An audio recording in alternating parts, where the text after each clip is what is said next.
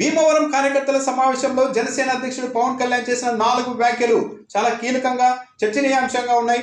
అందులో ఒక వ్యాఖ్య ఈరోజు నారా భువనేశ్వరి సరదాగానే అంటూ కుప్పంలో చేసిన వ్యాఖ్యలకు దగ్గరగా కూడా కనిపిస్తూ ఉన్నాయి. కార్యకర్తలను ఉద్దేశించి మాట్లాడిన పవన్ కళ్యాణ్, కొందరు 80 ఏళ్ళు 90 ఏళ్ళు వచ్చిన రాజకీయాల్లోనే ఉంటున్నారు, వాళ్ళంతా అలసిపోతున్నారు, కాబట్టి అలాంటి వాళ్ళంతా తప్పుకోవాలి, వాళ్ళ అనుభవాలు మాత్రమే వాడుకోవాలి, వాళ్ళు తప్పుకున్నప్పుడే కొత్త వారికి అవకాశాలు వస్తాయి అంటూ పవన్ కళ్యాణ్ మాట్లాడారు కార్యకర్తల సమావేశంలో. అట్ ది సేమ్ టైం ఈరోజు నారా భువనేశ్వరి కూడా కుప్పంలో కార్యకర్తలను ఉద్దేశిస్తూ మాట్లాడుతూ, ఎప్పటి నుంచో నా మనసులో ఒక కోరిక ఉంది, 35 ఏళ్ళుగా కుప్పంలో చంద్రబాబు నాయుడు పోటీ చేస్తూ ఉన్నారు, ఈసారి ఆయన్ను తప్పించి నేను పోటీ చేయాలనుకుంటున్నాను, ఎంతమంది మద్దతు ఇస్తారో చేతులు ఎత్తండి అంటూ మాట్లాడారు.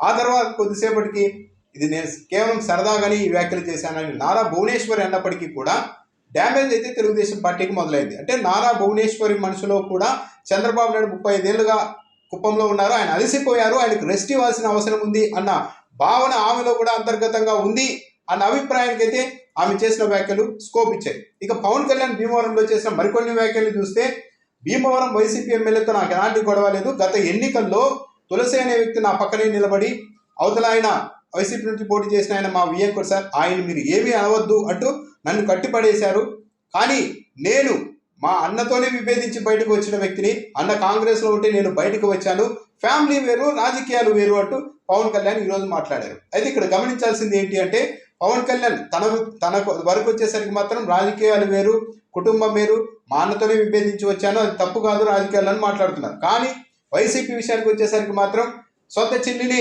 జగన్మోహన్ రెడ్డి దూరం పెట్టేశారు, సొంత చెల్లి మనసు గెలవలేకపోయారు అంటూ జగన్మోహన్ రెడ్డి మీద షర్మిలా కోణంలో మాత్రం జనసేన వాళ్ళు రెగ్యులర్గా అటాక్ చేస్తూ కనిపిస్తూ ఉంటారు. ఇది ద్వంద్వ ప్రమాణాల్లో కనిపిస్తున్నాయి. ఇక నరేంద్ర మోడీ ప్రధాని కాకముందే దక్షిణాది నుంచి ఆయన కోసం వెళ్ళిన ఏకైక వ్యక్తిని తానే అని కూడా పవన్ కళ్యాణ్ చెప్పారు. నరేంద్ర మోడీ ప్రధాని కాకముందే ఆయన ఈ దేశానికి ఒక ధృవతార అవుతారని గుర్తించి దక్షిణాది నుంచి తాను వెళ్ళాను, అప్పుడంతా తనను ఛాందస్తవాది అంటూ మాట్లాడిన వారు ఇప్పుడు నరేంద్ర మోడీ అధికారంలోకి వచ్చిన తర్వాత మౌనంగా ఉంటున్నారని కూడా మాట్లాడారు.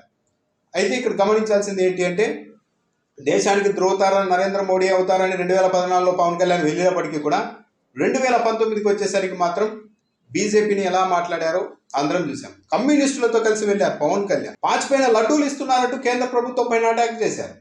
ఉత్తరాది ఆధిపత్యం ఏంటి మా దక్షిణాదిపై అంటూ దేశాన్ని 2గా విభజించాలి అన్నట్టుగా కూడా ఇదే పవన్ కళ్యాణ్ మాట్లాడారు. కానీ మళ్ళీ 2019 ఎన్నికల్లో బీజేపీ గెలిచిన వెంటనే కేంద్రంలో మళ్ళీ ఆయన అటువైపు వెళ్ళిన ఉదంతం కూడా ఉంది. అంటే పవన్ కళ్యాణ్ చెప్తూ ఉన్నట్లు ఒక స్టాండ్ మీద అయితే ఆయన లేరన్నది ప్రాక్టికల్గా అర్థమవుతుంది. ఇక ఓట్ల కొనుగోలు గురించి కూడా పవన్ కళ్యాణ్ పరోక్షంగా చాలా కీలకమైన వ్యాఖ్యలు చేశారు. జీరో బడ్జెట్ పాలిటిక్స్ అని నేను ఎప్పుడూ అనలేదు అంటూ కూడా మరోసారి క్లారిటీ ఇస్తూ, డబ్బులు లేకుండా రాజకీయాలు చేయాలని నేను ఎప్పుడూ చెప్పలేదు, కనీసం భోజనాలకైనా ఖర్చు పెట్టాల్సిందే, పార్టీ నాయకులందరికీ కూడా చెప్పాను, ఎన్నికల్లో పోటీ చేస్తే డబ్బులు ఖర్చు పెట్టాల్సిందే అని నేను చెప్పాను అని అంటూనే, ఓట్లు కొనాలా లేదా అన్నది మాత్రం నేను చెప్పను, ఓట్లు కొనాలా లేదా అన్నది మీరే నిర్ణయం తీసుకోండి అంటూ కూడా మాట్లాడారు. మనమంతా ఒక అబద్ధమైన ప్రపంచంలో బతుకుతున్నాం అంటూ కూడా మాట్లాడారు. అందమైన అబద్ధం అనే ప్రపంచంలో బతుకుతూ ఉన్నాం, డబ్బులు ఖర్చు పెడుతున్నారు కానీ డబ్బులు ఖర్చు పెట్టలేదు అన్నట్టుగా మాట్లాడుకునే ఒక అబద్ధపు ప్రపంచంలో బతుకుతున్నాం. మరో 10 ఏళ్ల తర్వాత అయినా ఎన్నికల్లో డబ్బులు ఖర్చు పెట్టాల్సిన అవసరం లేని రాజకీయాలు రావాలని తాను కోరుకుంటున్నాను, ప్రస్తుతం మాత్రం గెలిపే ప్రామాణికంగా ఈ ఎన్నికల్లో ముందుకు వెళ్తామని చెప్పారు.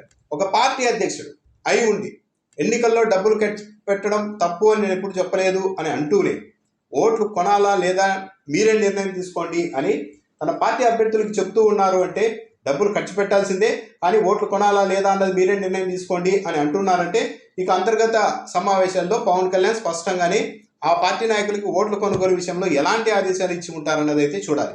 బాధ్యతాయుతమైన రాజకీయాలు చేయాలనే నాయకుడు పబ్లిక్ డయాస్ మీద అయినా సరే మనం ఓట్లు కొనకూడదు అన్న మాట కూడా అనకుండా, ఓట్లు కొనాలా లేదా అన్నది మీరే నిర్ణయం తీసుకోండి అని పార్టీ నాయకులకి అంటున్నారు అంటే ఇది ఒక దురదృష్టం.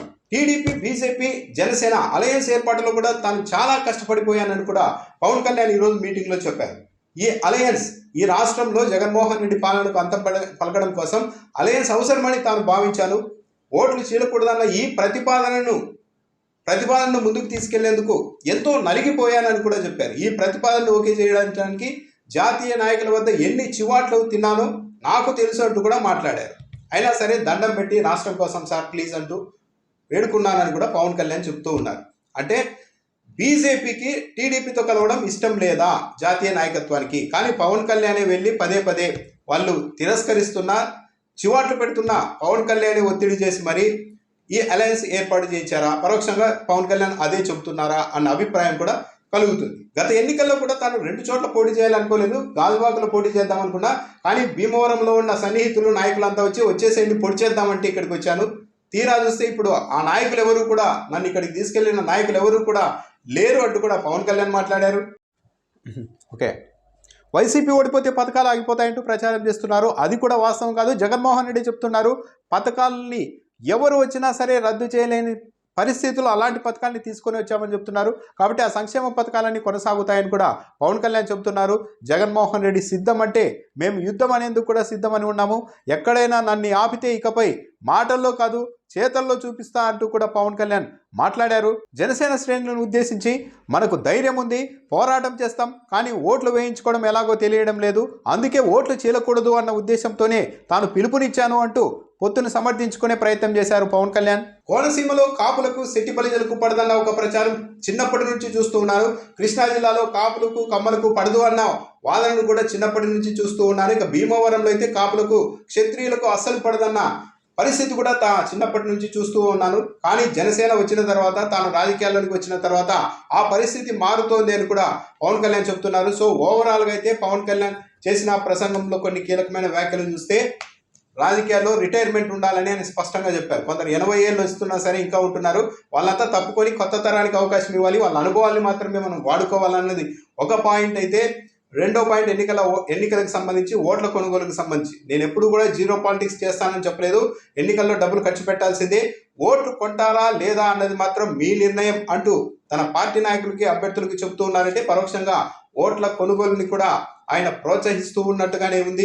దాంతోపాటు టీడీపీ, బీజేపీ, జనసేన అలయన్స్ కుదిర్చేందుకు తాను ఎంతో నలిగిపోయాను, జాతీయ నాయకుల వద్ద ఎన్నో చివాట్లు తిన్నాను అని చెప్తున్న మాట కూడా చాలా విలువైనది కానీ కీలకమైనది కానీ చూడాల్సి ఉంటుంది. అంటే తెలుగుదేశం పార్టీని ఈ అలయన్స్లోనికి తెచ్చేందుకు కేంద్రం అటు బీజేపీ పెద్దలతో చివాట్లు కూడా తినైనా సరే చంద్రబాబు నాయుడుని, టీడీపీని బీజేపీ దగ్గరకు చేర్చేందుకు పవన్ కళ్యాణ్ శ్రమించారా అన్న అభిప్రాయం అయితే స్పష్టంగా ఈ వ్యాఖ్యల ద్వారా అయితే అర్థమవుతోంది. టీడీపీ, జనసేన, బీజేపీ పొత్తు వల్ల కొందరికి ఇబ్బందులు ఉంటాయి, కొందరు నాయకులకు నష్టాలు ఉంటాయి, కానీ భరించాలి రాష్ట్రం కోసం. ఒక్కసారి తెలుగుదేశం పార్టీ, జనసేన వద్ద ఈ ఎన్నికల్లో ఓట్ల ట్రాన్స్ఫర్ అనేది సజావుగా జరిగితే రాబోయే స్థానిక సంస్థల ఎన్నికల్లో ప్రతి చోట 3వ వంతు స్థానిక సంస్థల్లో 3వ వంతు స్థానాలు జనసేన నాయకులకే దక్కుతాయని కూడా పవన్ కళ్యాణ్ చెబుతున్నారు. అంటే ఎన్నికల తర్వాత కూడా టీడీపీతో ఉంటూ 3వ వంతు సీట్లు స్థానిక సంస్థల్లో కూడా సాధించడానికి పవన్ కళ్యాణ్ ఇప్పటి నుండే ప్రణాళిక వేసుకుంటున్నారా? అయితే అసెంబ్లీ ఎన్నికలు ముగిసిన తర్వాత తెలుగుదేశం పార్టీ ఇందుకు ఎంత మేరకు సహకరిస్తుంది అన్నది కూడా అనుమానమే.